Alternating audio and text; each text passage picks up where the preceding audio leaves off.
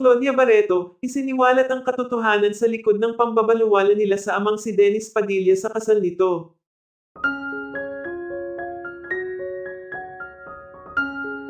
Nagsalita na si Claudia Barreto sa isyu tungkol sa kasal nito, binatikos sila ng mga netizens ito ay matapos ngang isiniwalat ni Dennis ang naging pagtrato ng mga ito sa araw ng kasal ni Claudia.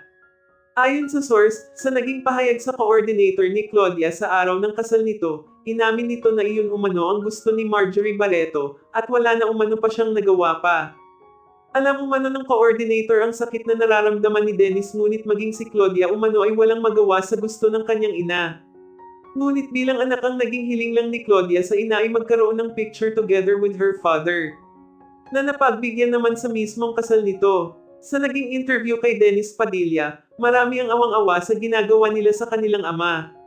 May ilan na nagsasabing, kahit anong sama ng magulang mo, ama niyo pa din yan. Nagbigay siya ng oras at andin ang presence niya bilang magulang, malaking bagay umano yun dahil dun pinapakita lamang ni Dennis na mahalaga at mahal niya ang kanyang mga anak. Nais niyang saksihan ang pag-iisang dibdib ng kanyang anak. Sana umano ay binigyan siya ng importansya sa nasabing kasal ng anak niya.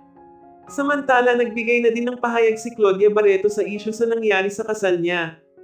Ayon kay Claudia, alam umano niyang nasaktan sa part na yun na hindi niya kasama sa paghatid sa altar ang kanyang ama, ngunit yun umano ang gusto ng kanilang ina na si Marjorie Barreto. Dala umano ng hinanakit kung kaya yun umano ang naging desisyon nito.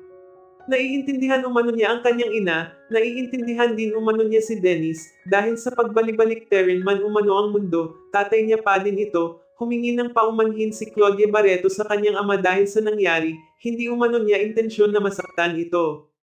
Ang mahalaga umano andin ito para saksihan ang pinakamahalagang araw sa buhay niya. Hindi na umano para magsisihan pa. Gusto na umano niyang matapos ang isyong ito, nasabi na din umano niya lahat kay Dennis na kapag-usap na din umano sila. Sana umano ay tigilan na ng mga netizens ang kanilang ina, alam umano ni Claudia na ang nakabubuti lamang para sa kanilang magkakapatid ang ginagawa ng kanilang ina.